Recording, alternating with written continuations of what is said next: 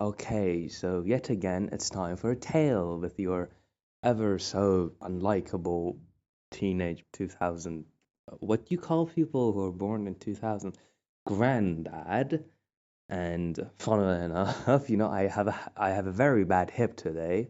I guess your grandfather would not have walked about like 80 kilometers in 10 days unless he was going to sign off for his college and whatever, such as I was, following some bureaucratic nonsense. But I mean, maybe he was. Maybe I am your granddad. Maybe your granddad is as weird as I am. Why am I trying to force myself to be your granddad? Just like get to the point. I am your father.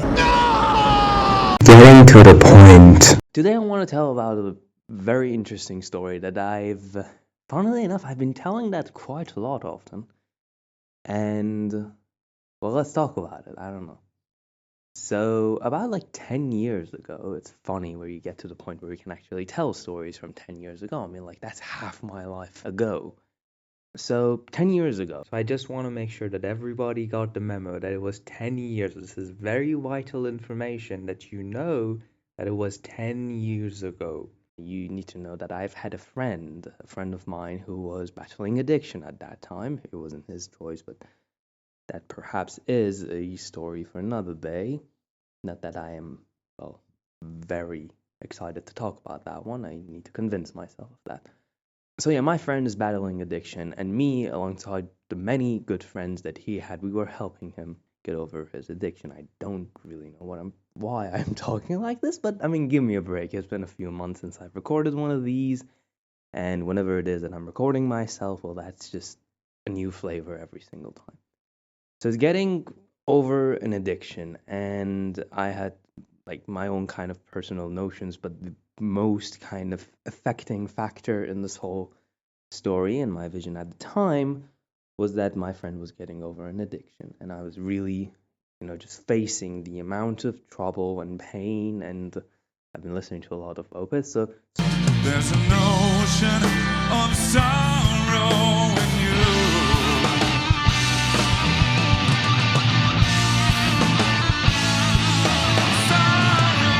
sorrow that he was going through, it was just very evident to me. So having being experience, being exposed to that, having exposed to that, being exposed to that, why did I combine the two sentences? Whenever I'm recording my things, I'm just like, I need to put a noise gate on my recordings, and now I'm like, Simon, stop trailing off like that. You don't have the microphone for that, and it just sounds bad. And then I did one of my recordings where I was just yelling the entire time, and then it was just like, okay, my ears hurt. No wonder that video got nothing. I wonder why the rest of the videos get nothing. Bad production. Nobody cares, okay? Anyway, so one random day, I came across the trailer for this movie. We're not even close to me telling what the point of the story is. I mean, like, right now you'd think it's probably about my friend and his addiction, right? Well, psych, I guess, I don't know. That's like the first time I've ever used that word. So yeah, I come across a trailer for this movie. The movie is called Beautiful Boy, right? And the trailer is like I don't know, 10, 15, 20 seconds long. Less than a minute, whatever it is. I mean, it's been like 12 years ago.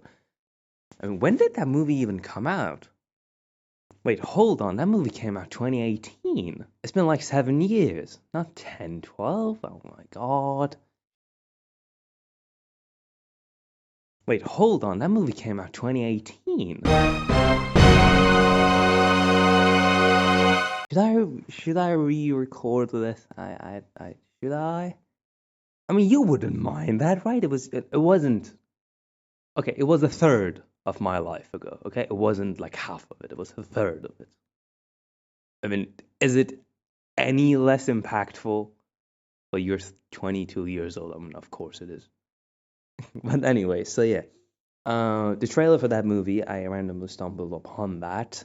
How much of a friend am I? I don't even remember how long it's been since my friend was going through that torment. Dear Lord.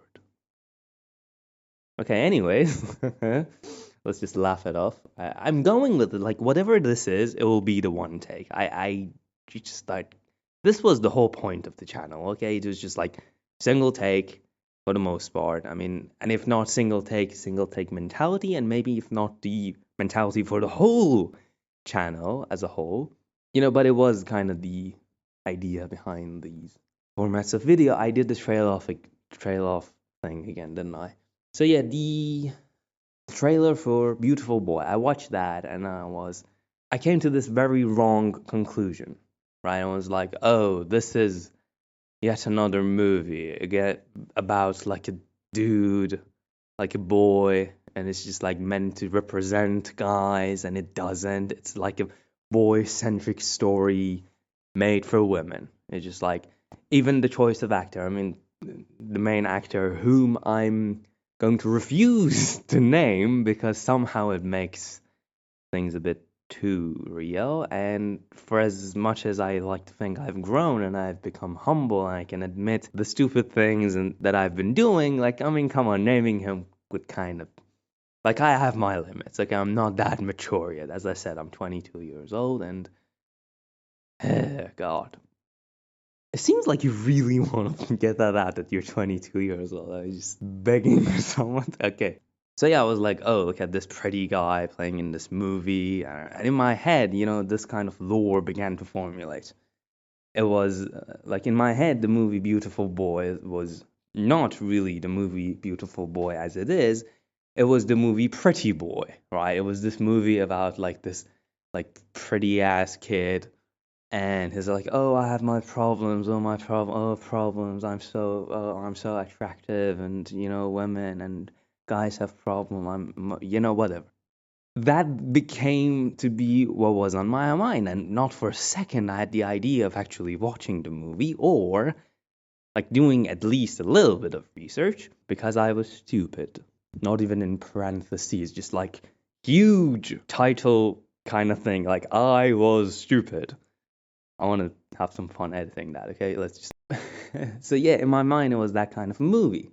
So, I went on with my life having hated that movie. I didn't really for a second care to look at the director for this movie or like how it was. I went with the only person I knew from that movie.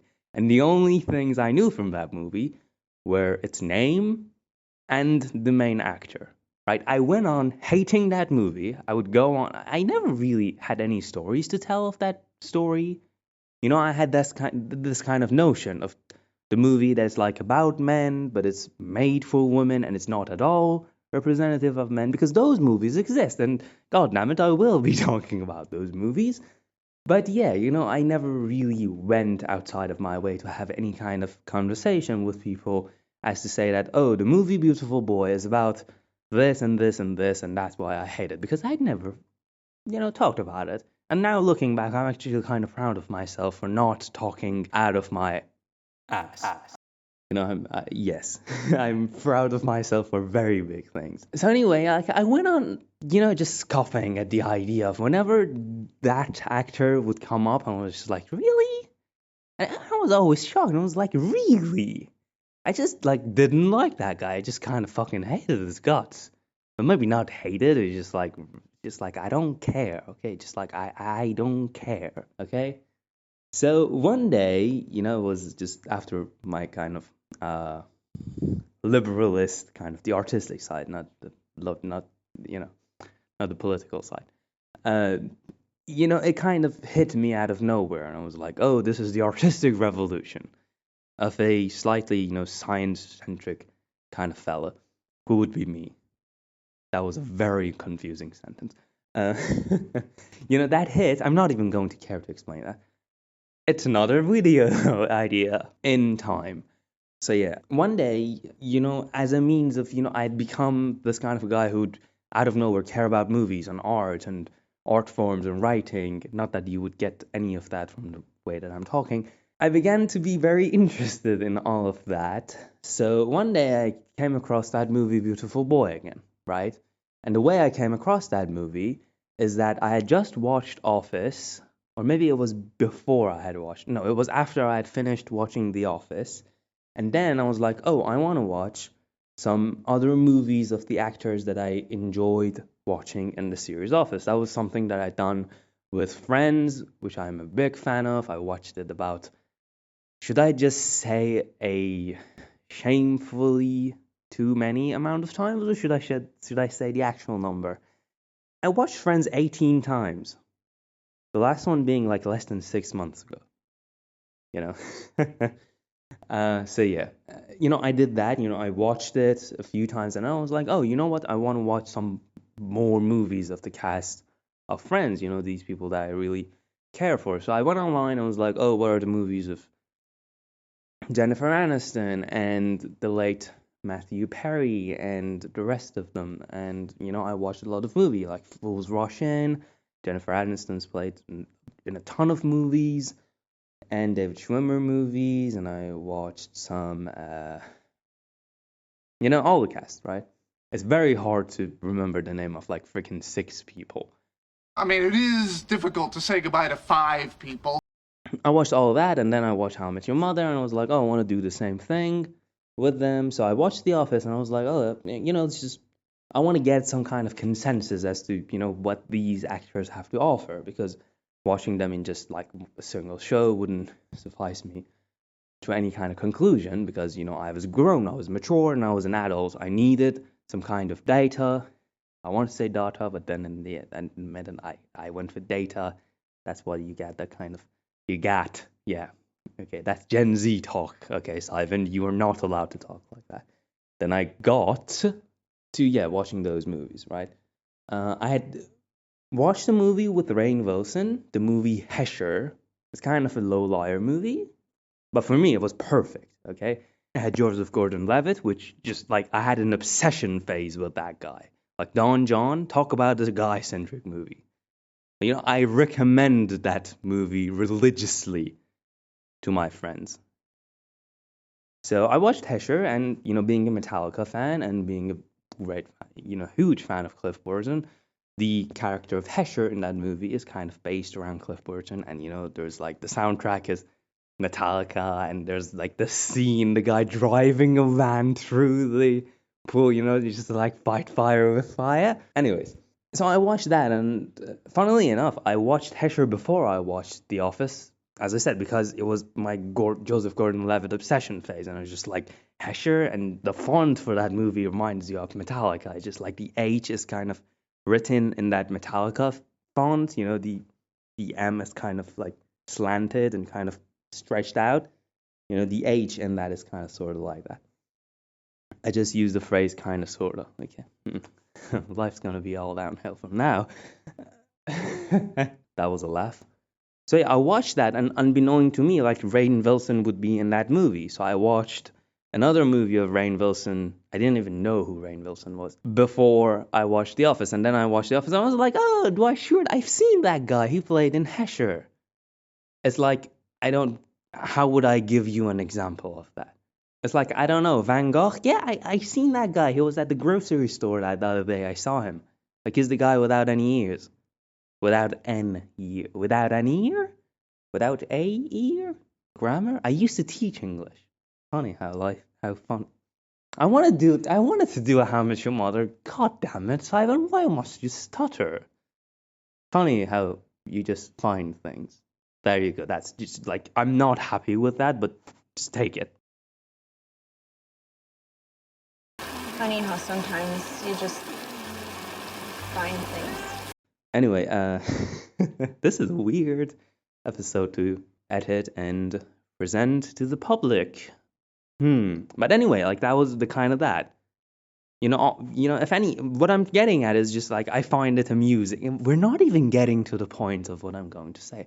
I just find it amusing that if someone told you to watch Rainn Wilson, okay, there's a conversation on that. Anyone told you, oh, do you know Rainn Wilson? You would be like, oh, he's the guy who played in The Office, and he's the guy, like, he had his couple of like shows, and he has the podcast, the Soul Boom podcast. I'm a big fan of that. Hey, just maybe go give it a whirl. I don't know. I enjoy that.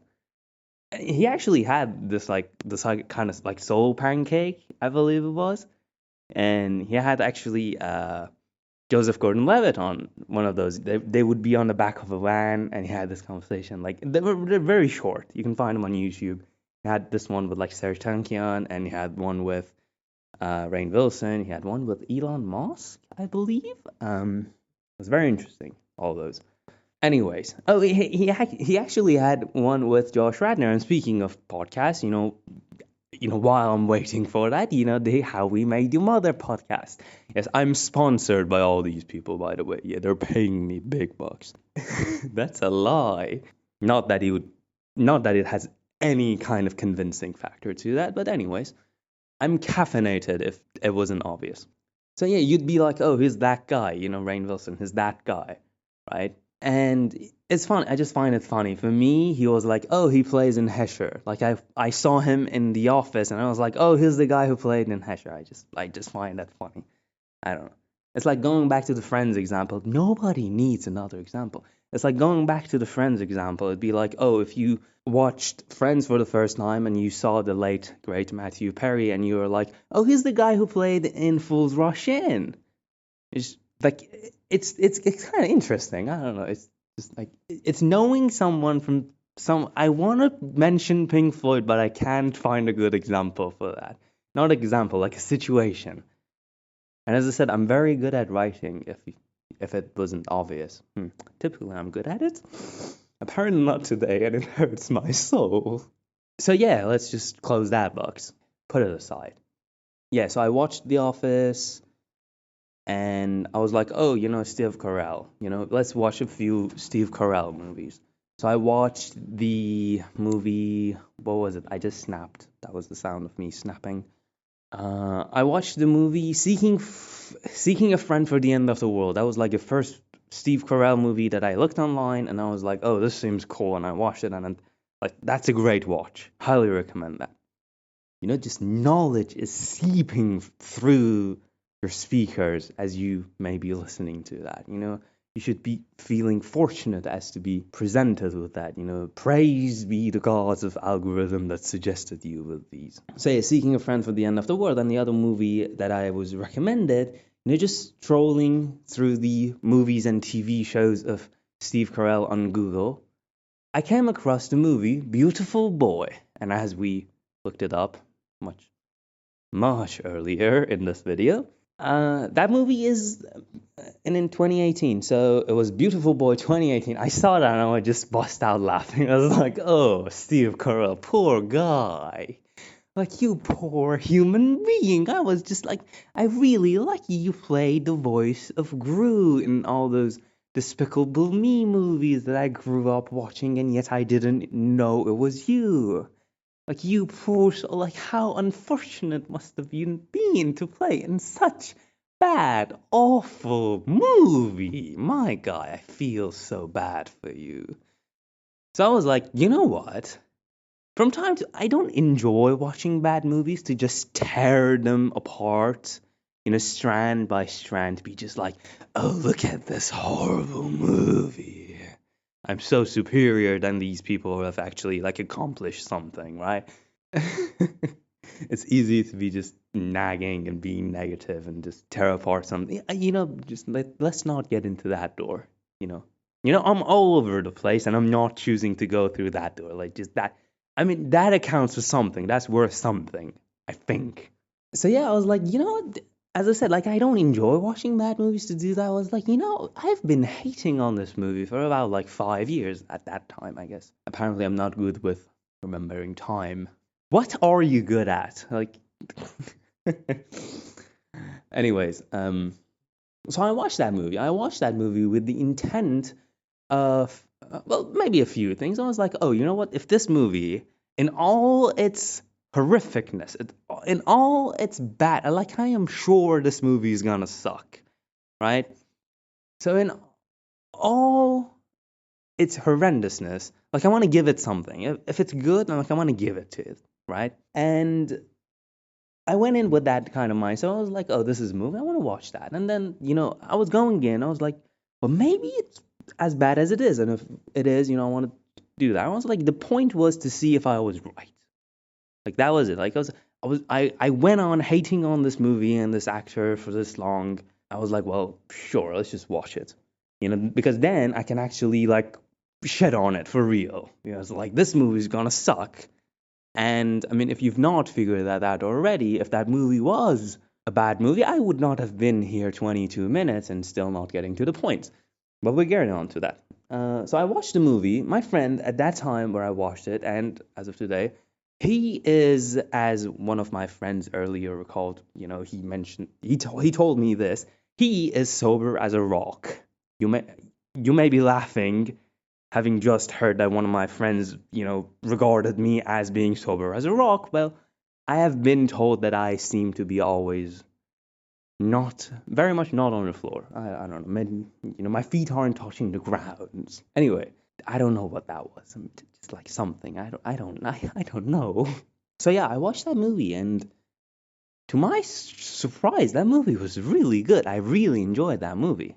I mean, yes, the character. I mean, it's been such a long time ago. I don't remember the name of the character, but the beautiful boy in title. It's a beautiful story, and it's actually based on a real story of a guy who had these kind of problems. I have my gripes with the movie. It's not one of the best movies I've ever seen, and in that kind of a way that it's just like, oh, it's one of the best movies that I've ever seen. It's not that, but okay, editor's note for a second. Like, for example, there's this part in Nick's room where you can see a Nirvana poster on the wall, and you're like, oh, that's a cool bit of environmental storytelling. You're just like, oh, of course he's a Nirvana fan. He's like a textbook Nirvana fan, right? And you'd be like, oh, that's cool. But in the later scene, I don't remember which part, may have been hallucinating. There's a Gibson SG guitar in his room, which is like the most contradicting thing ever, because like an SG is the least Nirvana guitar ever. I don't care if Kurt Cobain's ever used that. I don't care if Nirvana has ever used that. But the point of environmental storytelling is to like prove an exaggerated point, and these two just don't go together. Like, why would you do that? Is this nitpicking? I don't know. For me, that was quite a deal.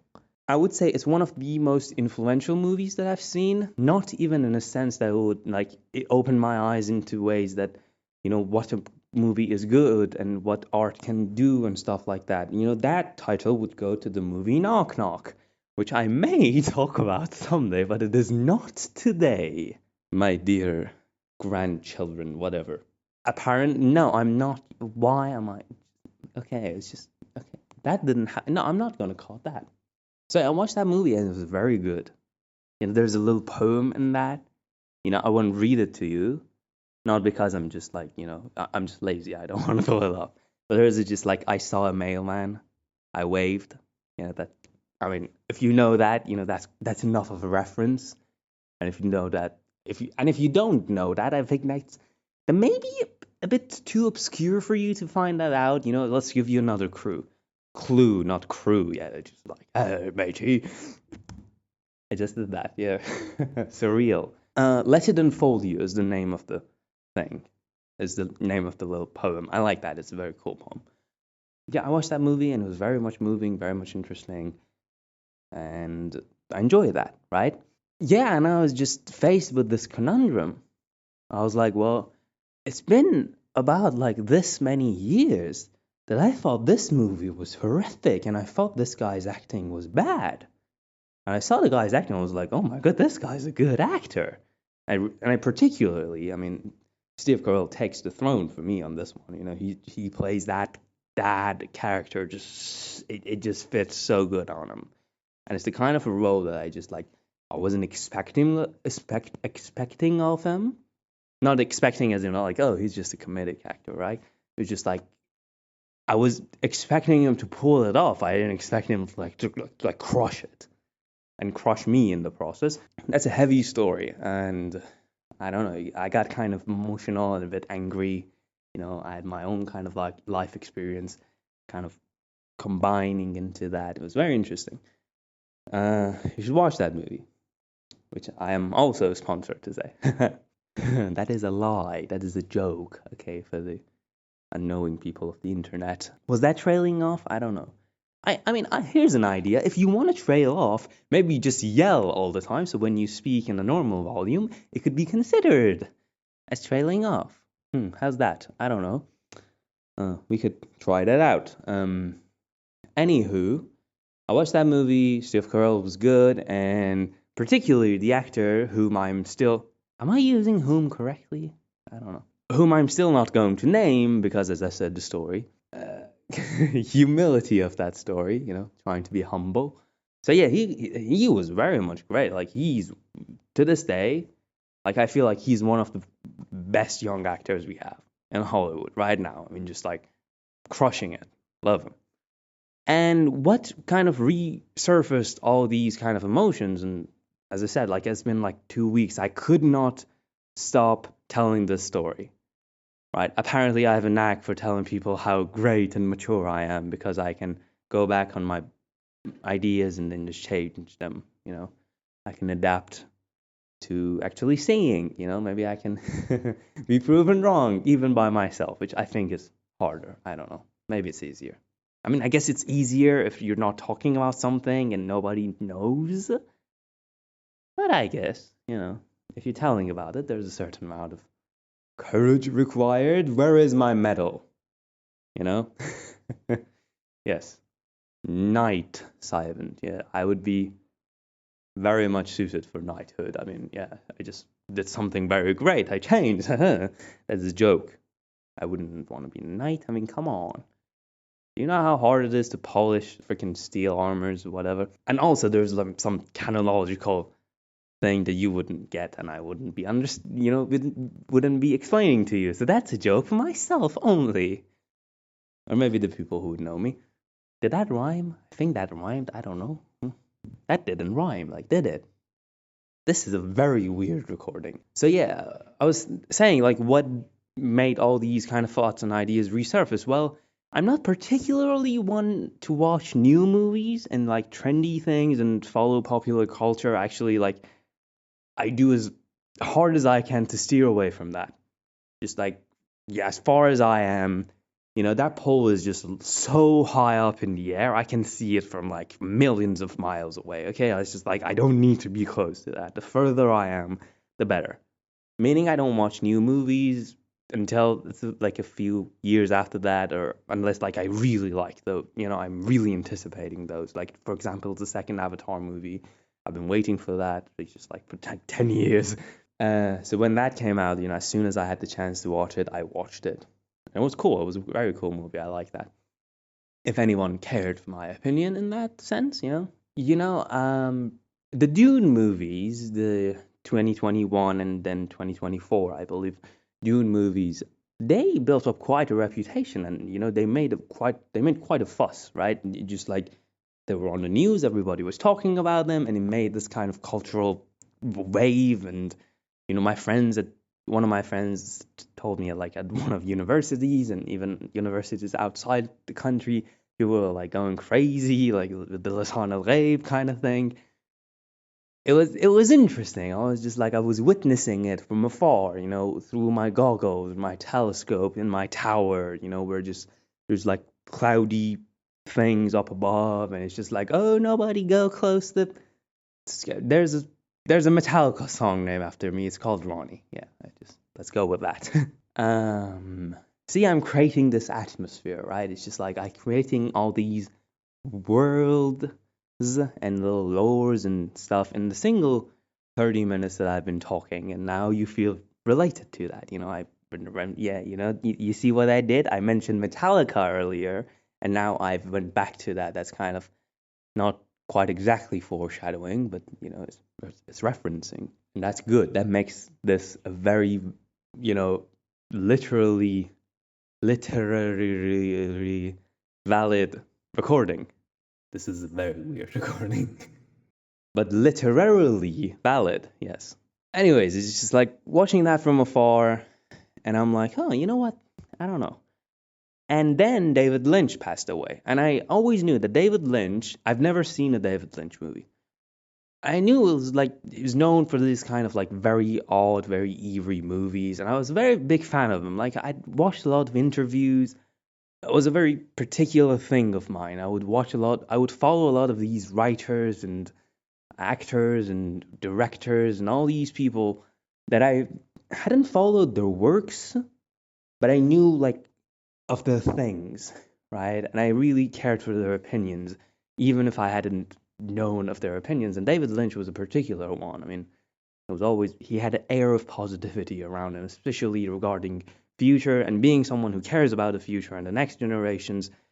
I mean, it doesn't happen often that I lose my faith in the next generations, but whenever that started to kind of stumble or crumble or just begin to shake or maybe fade away from time to time or get hazy or whatever, any kind of synonyms for that, I would watch him and it'd be cool. Like my favorite probably being that where it'd be like, oh, I'm wearing very dark glasses because I'm looking at the future and it's really bright. I mean, I love that. And just like, it was very heartwarming for me. And when he went, I kind of felt bad. It was just like, I don't know, for whatever reason, it feels like there is no connection to that, but I feel like, oh, I could have consumed this guy's career when he was alive and I didn't. So I don't know, one random night I was like, oh, you know what? I'm in the mood for watching like a David Lynch thing, right?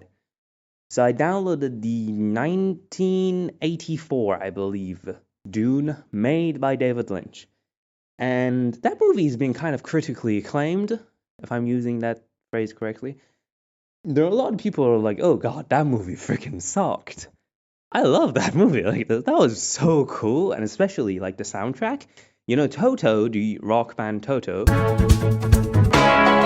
If the title for the movie, if the credits are correct, Toto made the soundtrack for that movie, and it's very cool. There's like this kind of main theme in that movie, just like I don't know. It's kind of like if you know your music theory, it's kind of like that.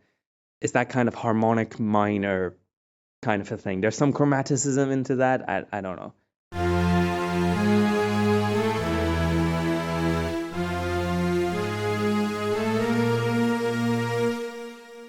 Toto are a rock band, and I think that theme was, I don't know, made on guitar because it plays well on guitar.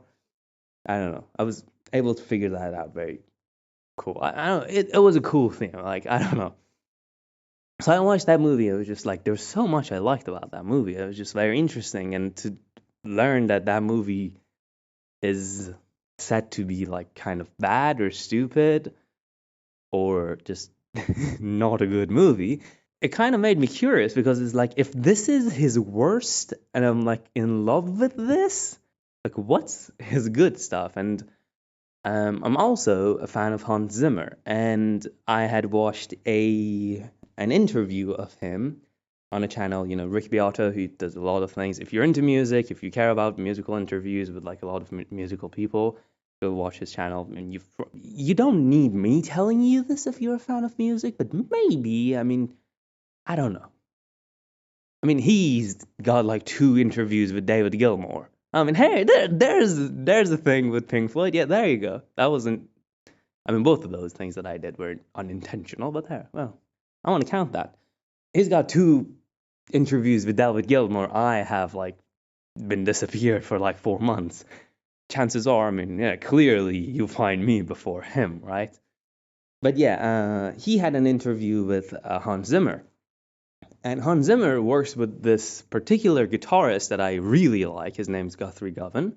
If you're into guitar and electric guitar or whatever, if you're into, kind of that, you've probably heard of him.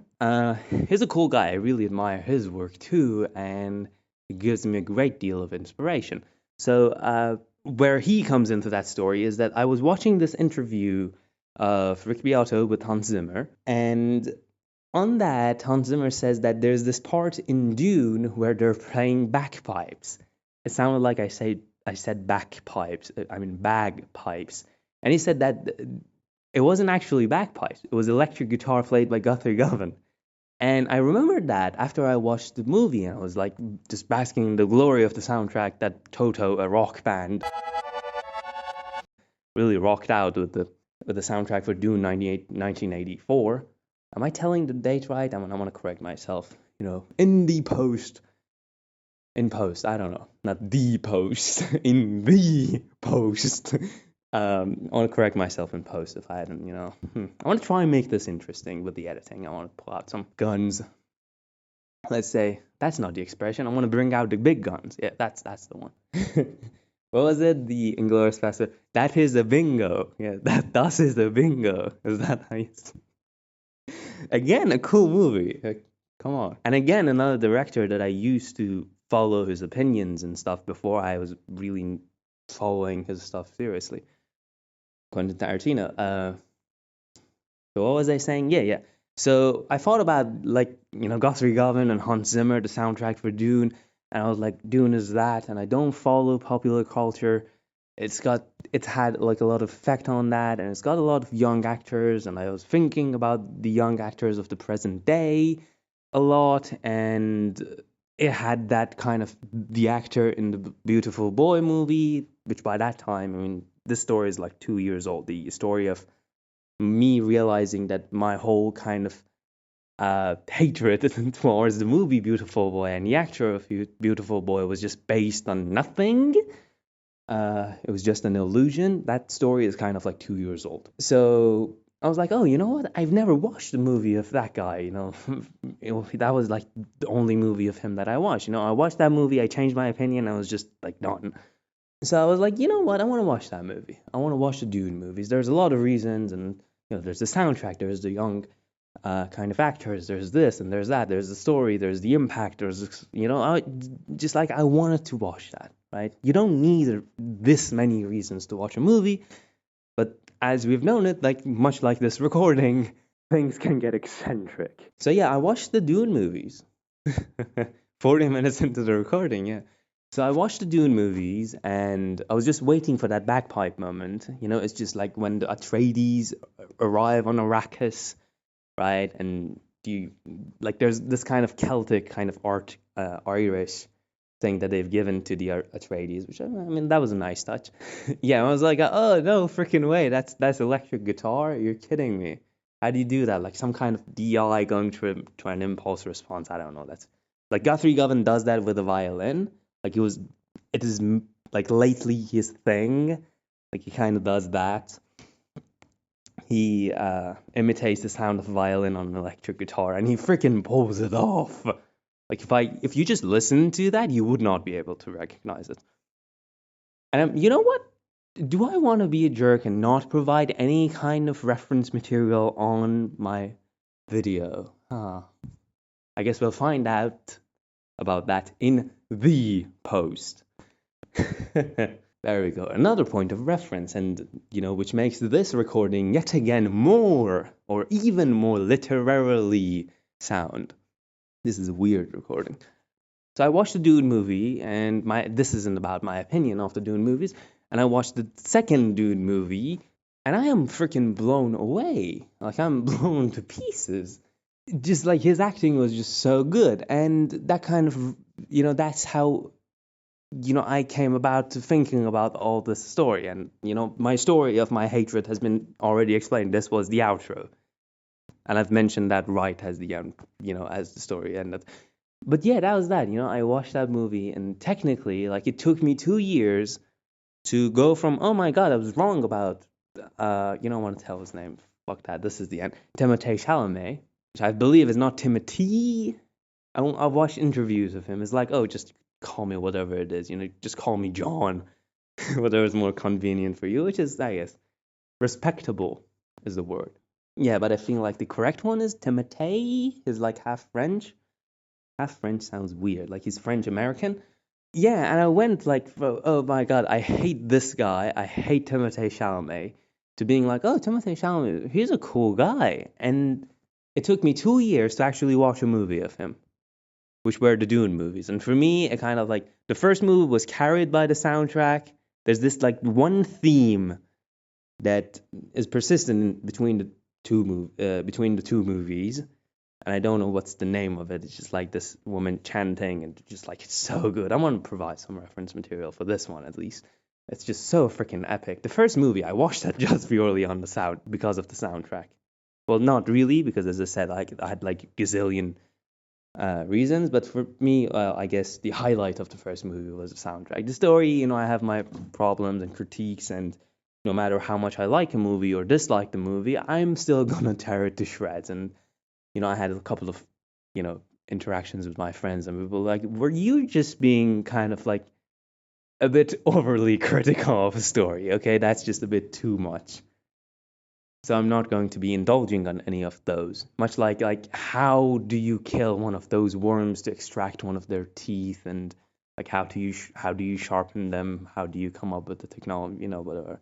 Uh, or like one of the no, you know what? Like I don't care for it. Like in the first parts of the movie, whenever they're using the thumpers or like whenever there's some kind of vibration on the air, the worms they always come up from underneath in some kind of like Star Wars fashion, and they open their mouth, they swallow whatever it is on the surface, and then just go down, right? But whenever right as they wanted for them to just begin to ride the worms, and they wanted to show the spectacle of the worms riding, and it kind of like it sets up the scene very cool. There's like this very lovely dune, and it's just like it's high up, right? There's this curve, and like they throw the thumper on top of it, and they just step back, and the worm just, instead of just coming up, swallowing whatever it is on the surface and just going back, it just comes in at an angle, going out for like the first time. I'm like, if you wanted to do that, like, why would you do that? And it's just like, that's such a weird writing decision to be doing something like that. It's just kind of immersion breaking. But that's the kind of nitpicking that I do, whenever I'm into something. Anyways, that's besides the point. It's been it's been 45 minutes. Hey, I've not been around for like 4 months. Okay, I'm overdue. So, yeah. Is there any kind of loose end? I don't know. Huh.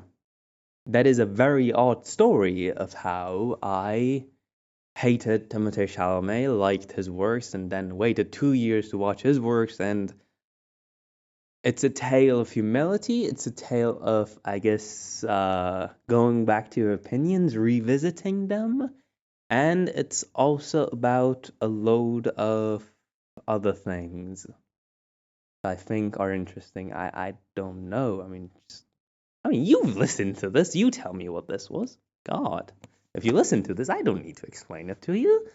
But yeah, this was weird recording.